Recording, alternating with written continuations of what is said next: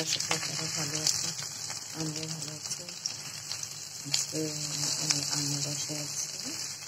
আমার সব রান্না করে নিয়েছে, তো একটু ভাজিটা আমি দেখে নিচ্ছি। করলা ভাজি করেছি। আর অনেকদিন পরে বোন আসছে বাসায়, তো আমি চলে আসলাম আমার বাসায়। আমি প্রাইভেটে থাকি, তো অনেকদিন পর আসে। এই যে করলা ভাজি হয়ে যাচ্ছে, সুন্দর করে হয়ে গেছে।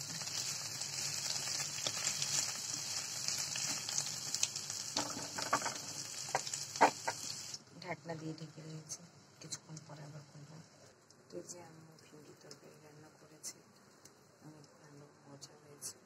আমি সকাল সকাল রুটি খেয়ে নিয়েছি, ভিন্ডি তরকারি, রুটি, আর অনেকগুলো তরকারি ছিল।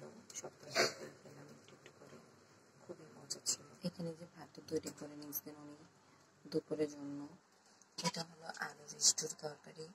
অনেক মজা হয়েছে। এটাও শুধু আলুর তরকারি যেটাকে বলা হয়, অনেক ভালো হয়েছে অনেক। আর মাদের হাতের খাবারটাও এভাবে অনেক মজা হয়ে থাকে। আমার মায়ের হাতের খাবারটা খুবই মজা হয়। আর যেখানে ডাল রান্না করে নিয়েছে, ডালটাও খুব ভালো। তো দুপুরের জন্য ডালটাও তৈরি হয়ে গেছে। আর এখানে ইলিশ মাছের তরকারি আছে, যেটা কালকে রান্না করেছিল, আজকে রয়ে গেছে। সেটা এখন আমি খেলাম দুপুরে, সকালে বেলায় রুটি দিয়ে মাছ দিয়ে খেয়েছি, আর মাছ রয়ে গেছে। আর এই বাটিতে আপনার মুরগির মশলা কষা ছিল, তো এটা কালকেই তৈরি করেছিল। যার যেটা ইচ্ছে সেটা খেতে পারে। ইলিশ মাছ কেউ খাবে, কেউ মুরগি খাবে। তো আমার বোনেরা মুরগি খেয়েছে, ইলিশ মাছ ওদের অত মাছটা বেশি পছন্দ না, তো মুরগি খেয়েছে। কিন্তু আমার সব কিছুই ভালো লাগে। আমার আম্মুর হাতের খাবার যেটাই করো আমার কাছে খুবই ভালো লাগে।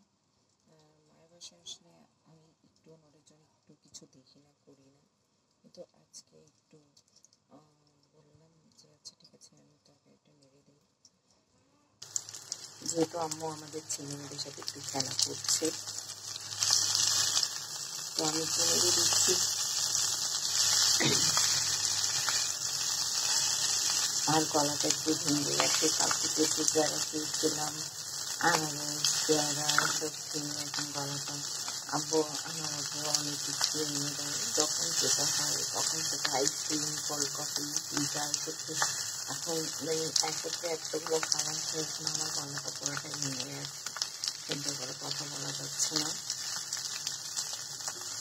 সব কিছু খাবার দাবার একেবারে কালকে এত পরিমাণে হয়ে গেছে, ঠান্ডা কালের মধ্যে সবই হয়ে গেছে। এখন আমার সমস্যা। তো আমার একটু ভাজিও হয়ে গেছে সঙ্গে সঙ্গে। আর আম্মুর বাসায় সবারই পছন্দ দিবাইতে রুটি জন্য, তো মায়ের রান্না আমাকে ভালো লাগে। আল্লাহর কাছে আমারও রুটিটা বোন হচ্ছে আল্লাহ ওদেরও ভাগ্যটা যেন ভালো, কোনো সম্বন্ধ থাকে, ওদের জীবনে ভালো সঙ্গী আছে, পিঠের উপরে থাকে। আমাদের পিঠে করে বিয়ে হয়ে গেছে।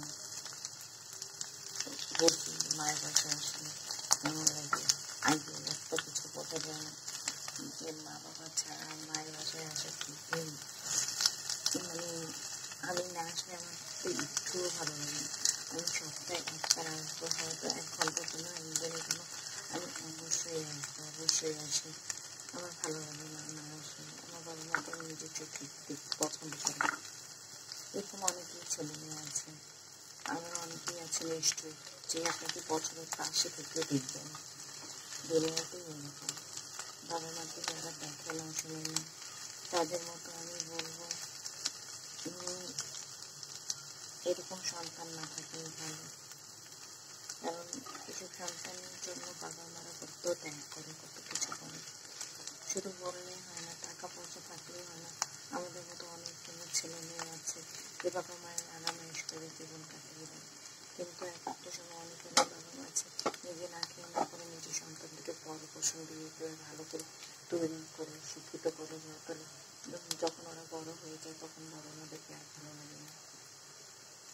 তো বলবো এমন সন্তানটা হয়েও না, বাবা মাকে রেসপেক্ট করো, সম্মান করো, এটাই তাদের জীবনে হওয়া দরকার। কারণ তারা অনেক কষ্ট করে আমাদের জন্য, অনেকক্ষণ, যেটা বলার বাইরে। যখন আমরা মা হয়েছি আমরা বুঝি কেমন লাগে, রাত নেই দিন নেই, ঘুম নেই, ভালো করে কিচ্ছু নেই, তারপরে সন্তানকে নিয়ে মানে অস্থির হয়ে থাকি, কীভাবে তাদেরকে সুস্থ রাখবো, কীভাবে তাদেরকে খাওয়াবো, কীভাবে তাদেরকে পড়াবো, কীভাবে তাদেরকে সুন্দর করে রাখবো। আল্লাহ থেকে অনেক কথা বলা হয়ে গেছে, হয়তো ভালো লেগেছে, কারো কাছে হয়তো মন্দ লেগেছে, যদি ভুলে হয়তো কিন্তু মাফ করবেন। ওনাকে